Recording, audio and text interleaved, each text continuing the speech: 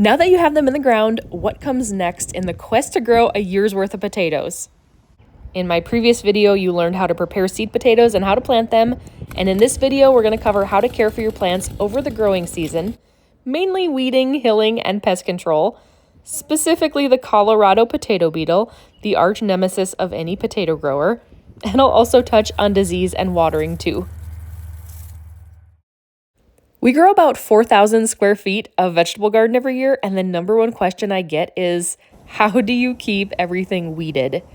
Well, the good old-fashioned way. We weed it by hand and with the help of a tiller. Some years we do better than others, but this is our hobby, our fun, our exercise, and our food source, so we stay pretty diligent at it. The weeding cycle for potatoes looks like this. We usually weed them 2 times early on in their life when the plants are still smaller. As they grow, they get bushy and then they shade out a lot of the competing weeds, so we don't weed much at all from about July on. Then towards the end of the season when the potatoes are dying, the weeds will start to grow more again, and we may need to weed them one more time. If it's an exceptionally busy gardening year, we might not do a final weeding, and it doesn't seem to affect the potatoes underground because they've already grown about as much as they're going to grow. It looks unsightly, and I feel like a bad gardener, but you know, sometimes you grow weeds and potatoes. It is important to weed them while they're still young and growing though. For hand weeding, this is by far our favorite tool. It's called a Japanese triangle hoe, and it's extremely sharp, like be careful and don't lose a finger sharp. It does a phenomenal job of cutting through the soil and the weeds, and it makes weeding a lot easier. This is what we use for right up close to and in between the plants. As for in between the garden rows, we really like a small tiller for this, especially since we leave 3 feet of space between these potato rows. Okay, what about hilling?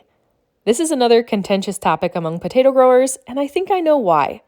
Some people swear by hilling, and some people swear by not hilling. And they're both right. They're probably just growing different types of potatoes. Just like tomatoes, there are determinate and indeterminate potatoes. And you don't see this advertised or talked about when buying seed potatoes. And while it can give you some clues about yield and growth habits, it's not critical to know which type you're growing. Determinate potatoes are usually the types with shorter growing times. They're the earlier varieties. They produce 1 flush of potatoes tucked nicely right underneath the soil. Hilling these types won't cause them to produce more or bigger potatoes, but it can help to protect the potatoes and prevent them from turning green if some of the soil gets washed away over top of them.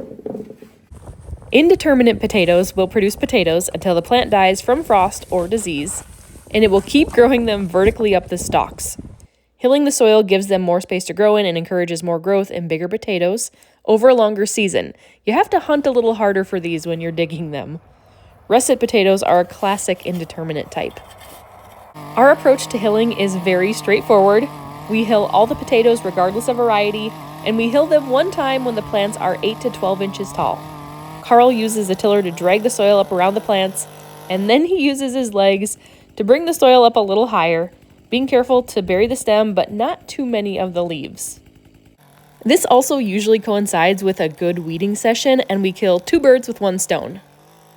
If we don't hill them, we definitely get potatoes that are exposed to sun and turn green, which makes them inedible. We've tried hilling 2 times in a season, but I haven't found it's made a difference in yield, at least not in our climate. So 1 time it is, because we don't want to do extra work if it isn't necessary. But your climate might be different, so feel free to experiment. Have you heard that saying, if you don't have something trying to eat your plants, you're doing it wrong? There does seem to be some truth to that.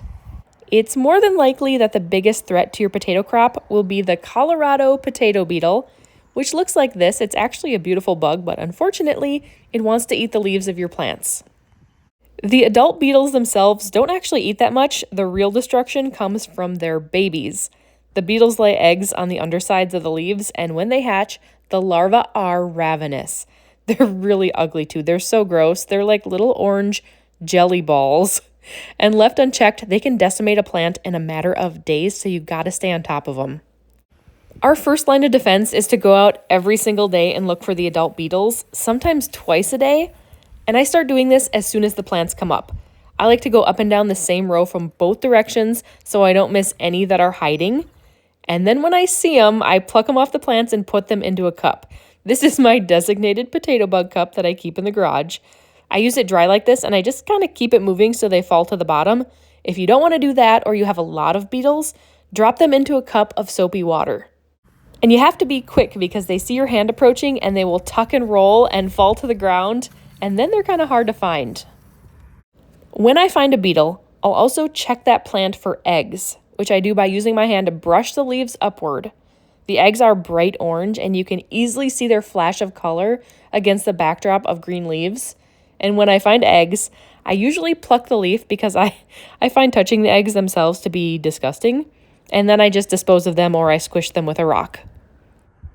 Inevitably, I will miss a beetle or one will lay eggs before I find it. And when the eggs hatch and I see the larvae, if they're small enough, my favorite product to use on them is Diatomaceous Earth. It's really quick to just grab my shaker bottle, which is just an Old Spice bottle, and I give the larvae a good dusting, which will kill them. It acts by cutting them, which causes them to dehydrate and die. A little bit later in the season, things usually get away from me. I'm busier and I don't have as much time to devote to bug hunting. So when there are more than a few plants that have larvae, or I've somehow missed them and the larvae have gotten bigger, I will use Spinosad.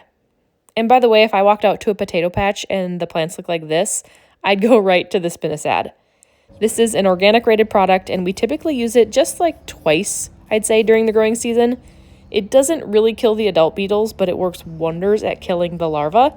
We spot spray it as needed. It's not as convenient as Diatomaceous Earth because it needs to be mixed with water, and once it's mixed, it doesn't keep very long. But when we need it, I'm really glad to have it. Do note that both DE and Spinosad can kill pollinators and beneficial insects. We're very careful not to get them on the flowers, and the Spinosad we try to spray after the sun goes down and all the pollinators are in bed for the night. The one silver lining here, at least where I live, is that the beetles and their brood are only around during the first half of the season. Sometime in midsummer, they go away and I don't have to deal with them any longer, so that's nice. Do we water potato plants? That depends. Here in the Midwest, during an average year, it rains every week or so. So during a good year, we don't water our gardens at all, which I know is unbelievable. To those of you in dry climates, it truly is a luxury. During years when we're in a drought, though, like this past year, you can see how dry the soil is. We do water the potatoes. They require a fair amount of water, as you might imagine, especially when the potatoes are sizing up. We found the best way to water is with a soaker hose. We put these in if it's looking like it'll be a dry year, and then if it doesn't rain, we give the plants a good soaking like a couple times a week. Watering is especially important during the height of them growing actual potatoes, which starts around the time that the plants flower. We have done it before, but we definitely don't prefer to water potato plants from above. It takes a long time to saturate the ground that way, and in the process, it gets the plants all wet. And potato plants are susceptible to blight if they get too wet or if they stay too wet. And then, of course, if you are watering, you want to stop watering once the plants die back at the end of the season. I do want to mention disease briefly, as it is something that affects our crop every year, and depending on where you live, you may face different disease challenges, both on the plants and on the potatoes themselves. Our biggest issue here is with blight and wilt, and I found that the wetter and more rainy the growing season, the sooner and more severe we get them. We don't do anything, we just kind of let nature happen. If it's a very, very wet year and the blight comes early, our yield will be lower. You can see here this particular plant was the first to die from blight and it hardly produced anything. Most years our crop succumbs to blight at some point, hopefully later in the season, and we still get a great crop of potatoes. That's usually the case. It does help though to follow best practices like planting disease-free certified seed potato, having nutrient-rich soil and using the recommended spacing so that they aren't too crowded, not watering them from overhead, and rotating where in your garden you plant them every year. Next up is harvesting, which is the best part of growing potatoes. In the next video, I'll cover when and how to harvest, plus curing, storing, and eating. And don't miss the final video about how to save your own seed potatoes. As always, if you have any questions, feel free to leave them in the comments below. And if you found this video helpful, I would love it if you could give it a thumbs up. And make sure to subscribe to my channel so that you are the first to know whenever a new video is posted. The potato bug, he's like rearing back on his back legs when I get close to him.